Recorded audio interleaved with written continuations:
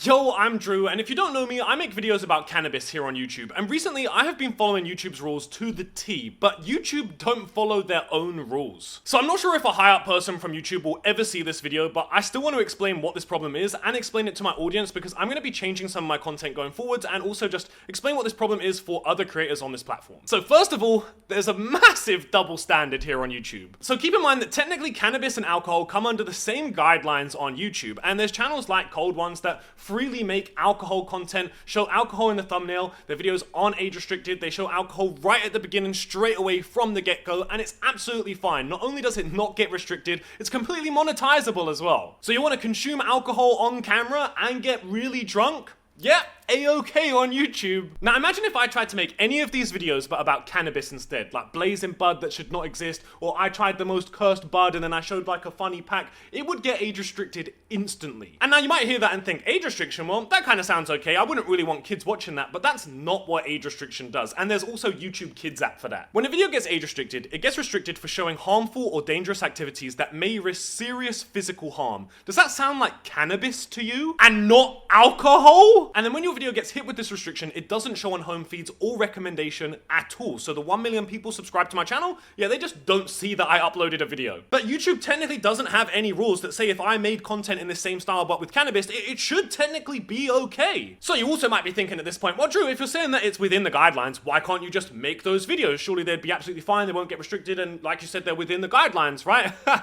No. About 4.5 years ago, YouTube introduced an AI that scans every video that's uploaded. And for some reason, I don't know why this is introduced into the AI, but it just restricts all videos that show any cannabis in them at all without any context. So the next logical step in thinking is also the way that YouTube then thinks at this point, which is why it makes it impossible to actually get something sorted out and actually have a video do well or perform well or get it overturned, because you might just think, oh, well, appeal. You know, if an AI has just restricted your video and it's within the rules, appeal and it will get overturned. But there's two problems here. So number one, most of the time if you appeal, it just doesn't even get reviewed at all. Like you press appeal and then 30 seconds later, it just gets rejected. And when a video is 15 minutes long, how can somebody have time to even click on it and look at an individual frame in 30 seconds? It just makes no sense. And then on the off chance that you do actually get a real human reviewer, the chances of them actually accepting your video, even if it follows all of the guidelines, is so unbelievably slim. I mean like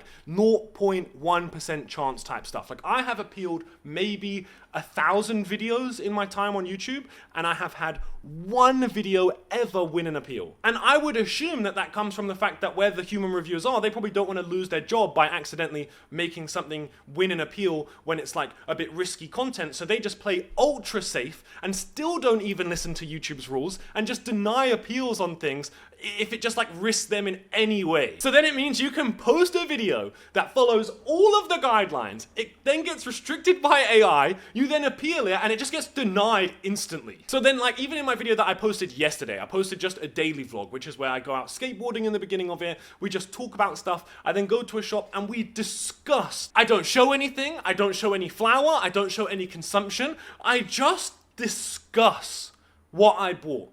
And even that is apparently now not okay, gets restricted on YouTube. And then when I appealed, of course, instantly got rejected 30 seconds later. Now the problem is, when I uploaded that video, it had been like maybe 9 hours since I'd uploaded the video, so at this point it's got like 20,000 views, and it's dead. When a video gets age restricted, it is dead. It flatlines, it doesn't get shown to anyone. And see, look, when a video gets age restricted, which it got age restricted here, it just completely flatlines. Like your video is dead, which means I actually have to delete it. Because if I only get 25,000 views on a video after 24 hours, then YouTube's gonna think, oh, well, your viewers didn't really like your last video, only 25,000 people watched it, so your next video you're gonna post, we're only gonna show that to 25,000 people. So that's gonna affect my next video. So if I leave that up and I don't delete it, then my next videos get affected by the performance of it. So because it got age restricted so early in this awkward spot of like the first 12 hours, I can't even do anything with it. I can't even re-upload it and be like, I'll change it and re-upload it, because number one, I didn't show anything in the video, so I don't know what got it restricted. I can't edit anything out of it. And then number two, my initial subscribers that watch it from the get-go, they've already seen it, so they're not gonna watch it again. So then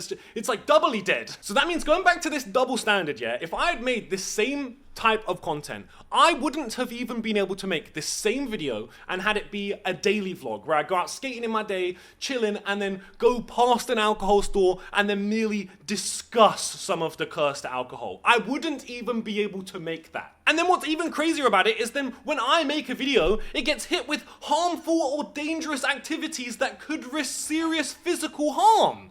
For cannabis in 2025. Yet you can make videos about alcohol. Now, I have been trying to be even safer recently, and YouTube have these guidelines. They have the educational, documentary, and scientific or artistic exemption guidelines, which is where if you make content under these types of context, then it can be exempt from some of these restrictions. But again, YouTube just don't follow their own rules. You can make a video that follows all of these guidelines and it will just still get restricted. So like you would think like, oh, well, if it says you can make it for educational purposes, so why can't you have a disclaimer that it's for educational purposes and make the video very educational and then it's fine, right?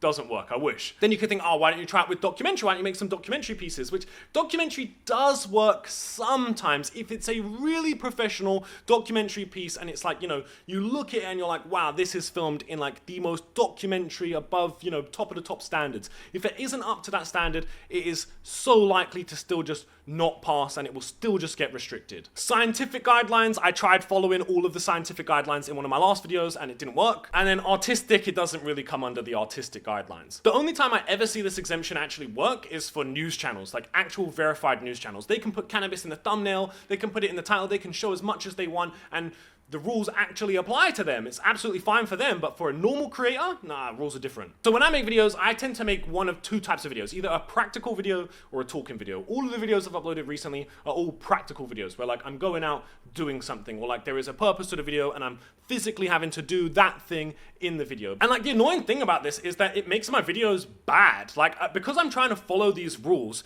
it makes the videos way worse. They're not as enjoyable to watch. They're not as entertaining to watch. Like say this video, for example, it still got restricted. Like this one is a full scientific educational video on the Gelato 41 cultivar, and it still got restricted. But then it's not as good of a video because like I made the video to try and not get it restricted. So like I limit the amount of times I show bud on the screen, and I you know, limit my vocabulary, and I try and only say about things in certain ways, and it just makes the videos worse. But now I get the worst of both worlds. Like now I get the worst side of the content and I'm still getting restricted. So then I try and make videos within the guidelines, and then the AI just goes completely rogue, restricts it for pretty much no reason in the first place, and then you can't ever win an appeal on it because if there are actually human reviewers, they just see anything cannabis related and go like, yeah, I don't want to lose my job, I'm not going to accept this, you know what I mean? Now remember, in amongst all of this, my channel is demonetized. I make no ad revenue from YouTube. All I want is for my videos to be able to be seen